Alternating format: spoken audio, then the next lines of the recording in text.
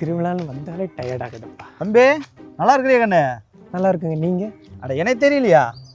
இல்லைங்க. குப்பமா தானப்பா நீ? இல்லைங்க, குப்புசாமி வாங்க. அட குப்பமா தானப்பா, உங்கள் ஒப்பனை எனக்கு சின்ன வயசுலேருந்தே தெரியும். அப்புறம் அது என்ன வேலையாக வந்த? நம்ம கோயில் நோம்பிக்கு வந்தேங்க. அட கோயில் நோம்பிக்கு வந்தியா? என்ன பண்ணிட்டு இருக்கிற? நம்ம டவுன் காலேஜ் படிச்சுட்டு இருக்கேங்க. டவுனில் படிச்சுட்டு இருக்கிறியா?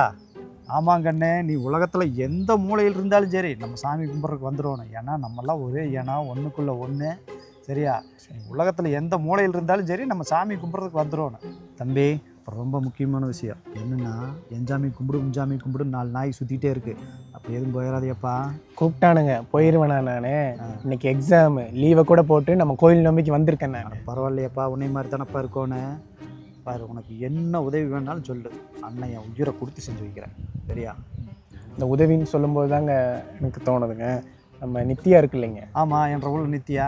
நித்யாவும் நானும் ஒரே காலேஜில் தாங்க படிச்சுட்டு இருக்கோம். சரி, ஆரம்பத்தில் பார்த்தீங்கன்னா ஃப்ரெண்ட்ஸாக தாங்க பழகிட்டு இருந்தோம். இப்போ பார்த்தீங்கன்னா ஒருத்தருக்கு பிடிச்சி போச்சுங்க. என்ன பிடிச்சி போச்சா? உன்ற சாதி என்ன என்ற சாதி என்றா? அதான் நான் ஒன்றுக்குள்ளே ஒன்றும் இல்லைங்க. அதுக்காக அதை தூக்கிட்டு நீ வந்துடுவியா? உன்ற குளம் என்ன என்ற குளம் என்ன? உன்ற அந்தஸ்து என்ன என்ற அந்தஸ்து என்ன? ஒப்பனும் பார்த்தாலும் அதுக்கு தான் நீ பள்ளிக்கூடம் அனுப்புகிறாங்களா? உதவின்னு 5 அப்பத்தா கேள்றா, அதை விட்டுட்டு நீ பொண்ணு மயிருன்னு தூக்கிட்டு வந்துட்ட.